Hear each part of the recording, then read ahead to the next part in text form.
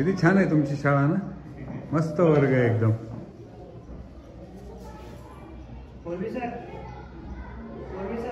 मला लहान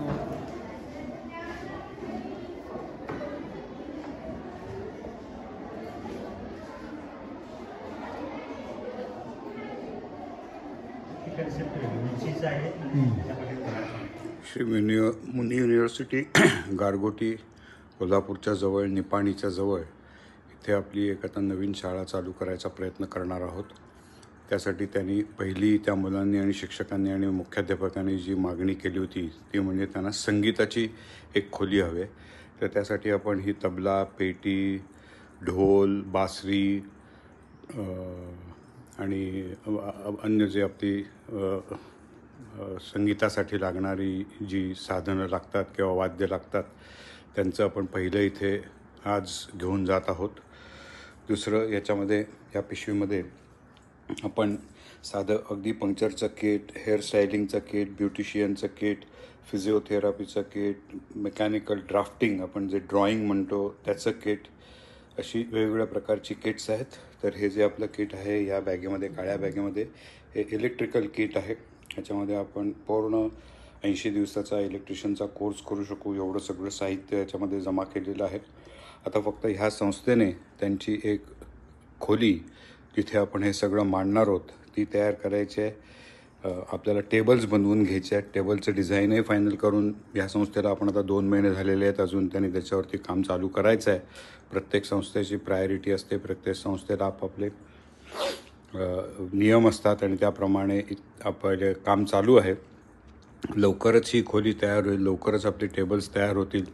ही अशी सगळी जी मांडणी आहे ही अशा वेगवेगळ्या प्रकारचे कमीत कमी 4 इंजिनिअरिंग कोर्सेस, 4 मुलींसाठी कोर्सेस आणि 4 त्या प्रदेशासाठी, लोकल कम्युनिटीसाठी लागणारे असे आपण सगळ्या ठिकाणी घेऊन जाणार आहोत.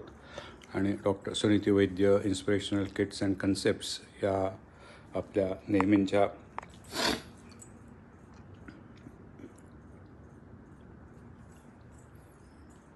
उपक्रमातर्फे लवकरात लवकर कोल्हापूरच्या जवळ आपली ही पहिली शाळा चालू होईल अशी माझी अपेक्षा आहे.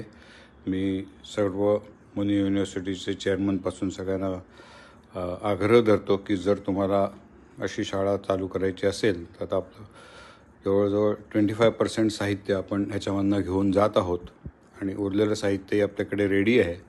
तुम्ही जसे तयार व्हाल त्याप्रमाणे आपण लवकरात लवकर ही शाळा एस्टॅब्लिश करू. मुलांचा आणि तुमचा उत्साह पाहून मी हे ॲडव्हान्स ॲक्शन घेत आहे. तुमच्या बाजूने तुम्हाला काम करायचं आहे. लवकरात लवकर काम चालू करा, आपण पुढे नेऊ. धन्यवाद.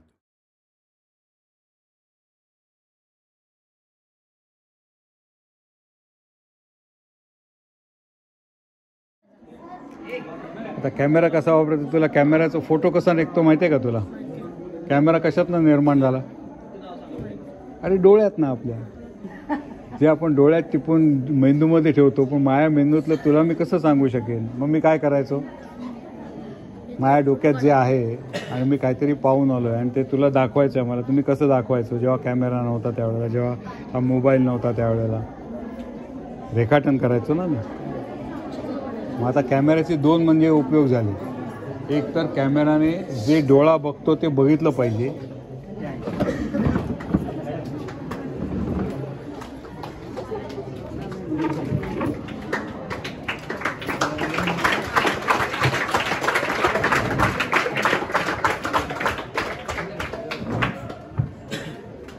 बरोबर. पहिलं म्हणजे काय झालं की डोळा जे बघतोय ते कॅमेराने बघितलं पाहिजे.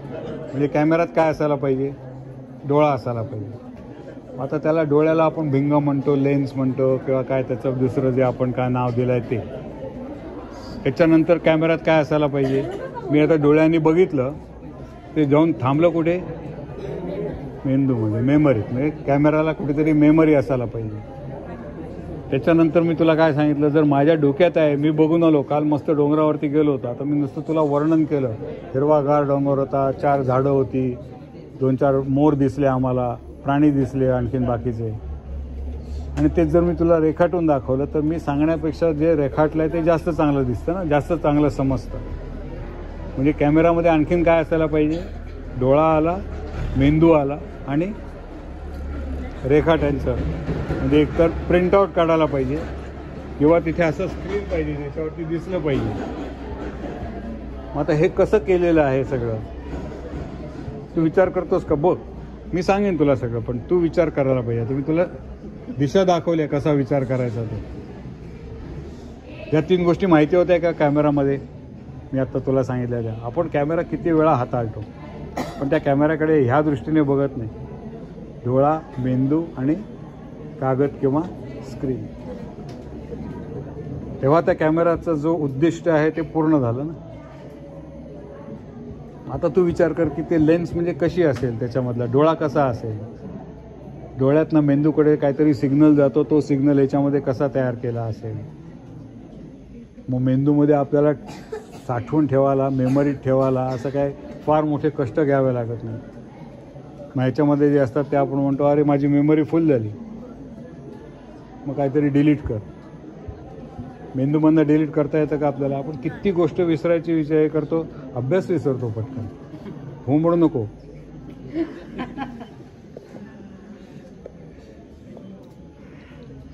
करशील विचार? पुढच्या वेळेला मग आपण करू. मी आता सांगितलं तर मग मजा नाही त्याच्यामध्ये. मी तुला फक्त आता दिशा दाखवले, तू कॅमेरा विचारलं असते. तू आता त्याच्यावरती विचार कर, शोध लाव आणि मला पुढच्या वेळेला तू सांगायचंस. काय नाव तुझं? हां, मग तू पुढच्या वेळेला राजवत मला सांगायचंस तुला कॅमेरा काय कळलं, मग मी आणखीन सांगेन तुला. चालेल?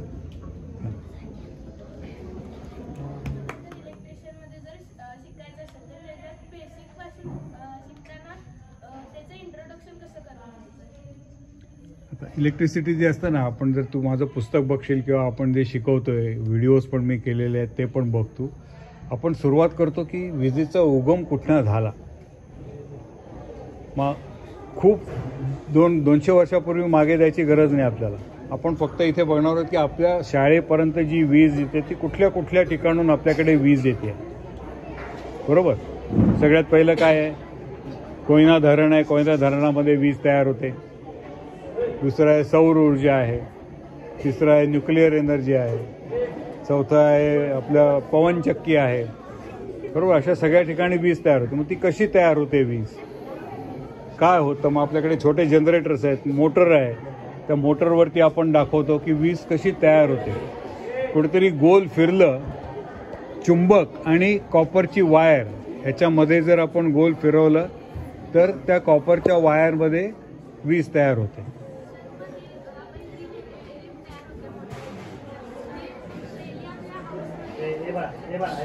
डेली आपल्या काय करू शकतो ना आपण. आता सोलारची एवढी छोटी छोटी पॅनल्स मिळतात. देवाजवळचा दिवा जो असतो तो आपण सोलार पॅनलवरती दिवसभर ठेवायचा उन्हामध्ये.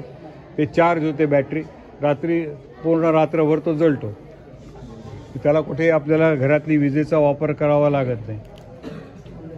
आणि तिकडनं आपण चालू करतो त्या विजेचं. मग वीज जेव्हा आपण म्हणतो की तांब्यामधनं किंवा ॲल्युमिनियममधनं वीज पटकन जाते. तारा ज्या वापरतो आपण त्या ॲल्युमिनियम किंवा तांब्याच्या वापरतो. मग ते का वापरतो? मग वीज प्रवाह जातो म्हणजे काय होतं? ट्यूब लावली तर त्यातनं पाणी जाताना दिसतं. बरोबर ना? वायरमधनं दिसतं का? ते नाही होत. मग तरीसुद्धा वीज जाते. जिथे पाहिजे तिथे बटन दाबलं की पंखा चालू होतो, ट्यूबलाईट चालू होते, काहीतरी चालू होतं. मग होतं म्हणजे काय होतं त्याच्यामध्ये? बरोबर. मग ते आता इलेक्ट्रॉन्स आपण बघू शकत नाही. मग ते कसे बघायचे? मग त्यासाठी कुठलं मीटर लागतं?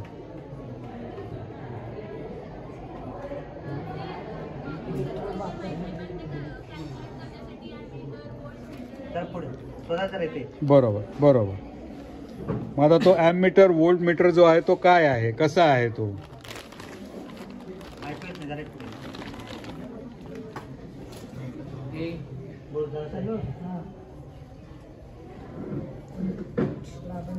बघ उघडून, तुला माहित आहे. सावकाश उघड.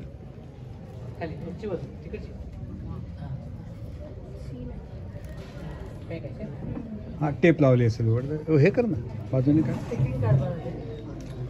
हे घाल, पेन घाल म्हणजे नाही. गोल फिरव.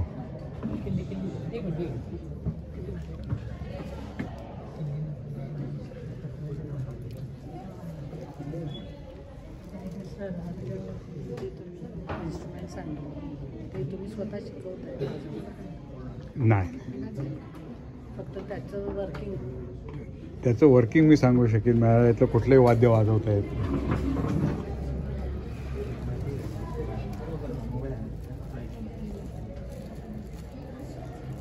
आता हे जे मशीन आहे याच्या आतमध्ये कसा करंट तिकडे तो काटा हलेल ना, मग तो काटा हलतो म्हणजे काय होतं?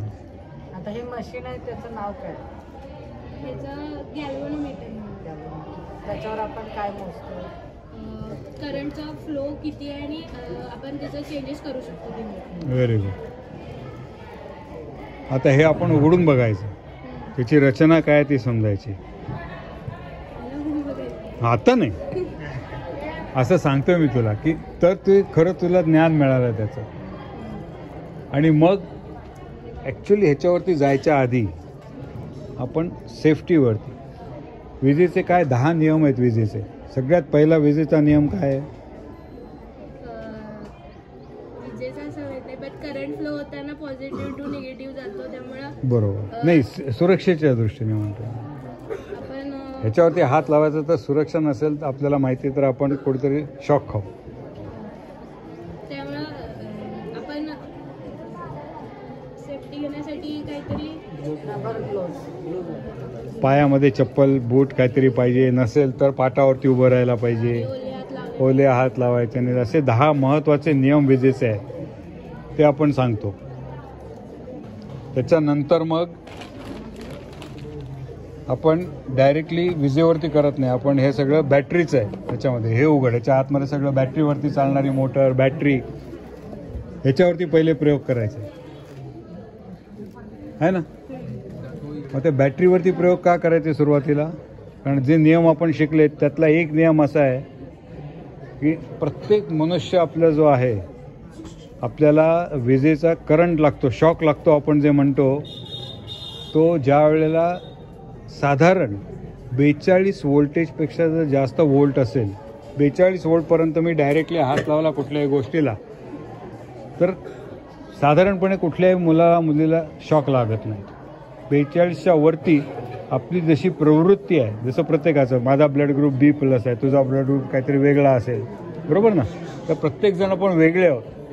तर काही जणांना 42च्या वरती शॉक लागायला लागतो, काही जणांना 80च्या वरती शॉक लागायला लागतो, काही जणांना 110च्या वरती शॉक लागायला लागतो, 110च्या वरती सगळ्यांना शॉक लागायला लागतो,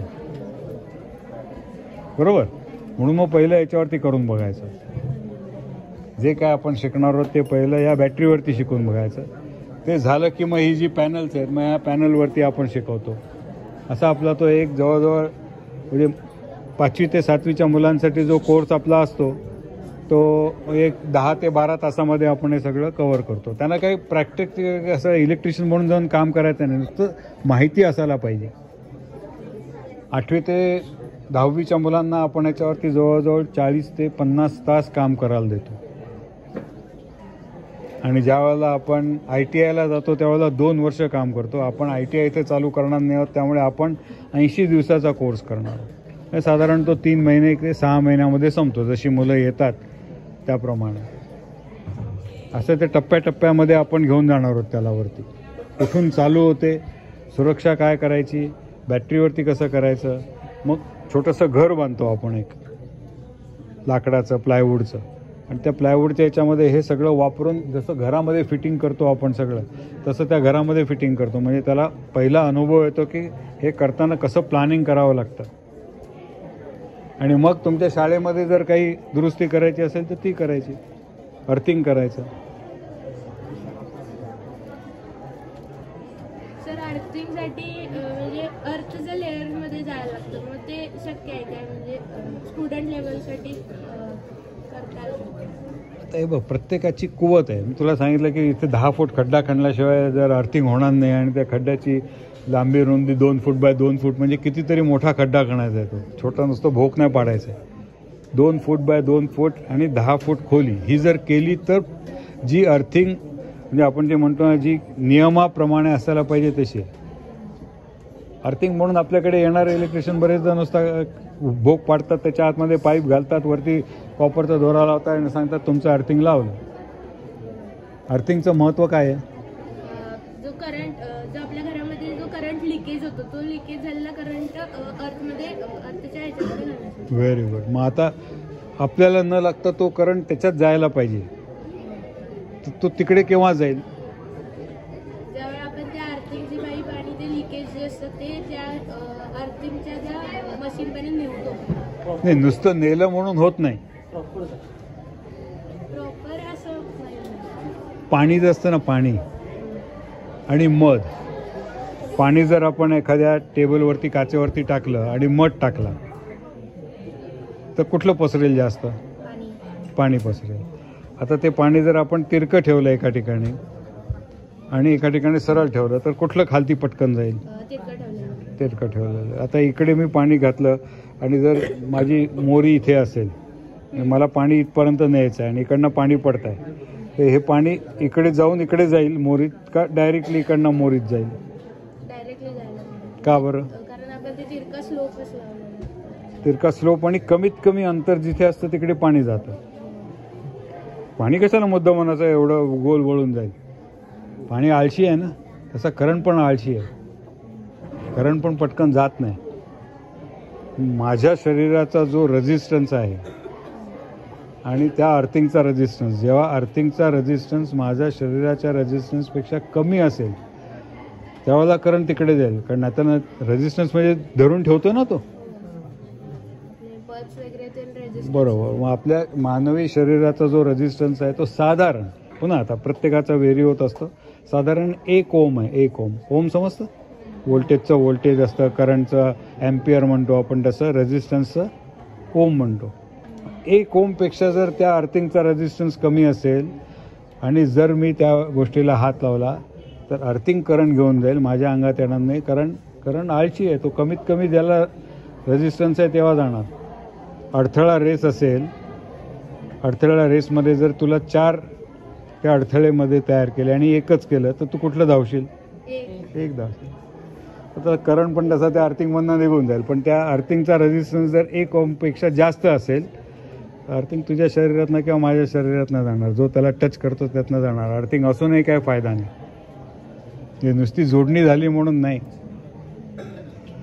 ते बारकावे आहे, ते आपल्याला आता 80 दिवस ज्यावेळेला आपण शिकू त्यावेळेला ते बारकावे कळतील.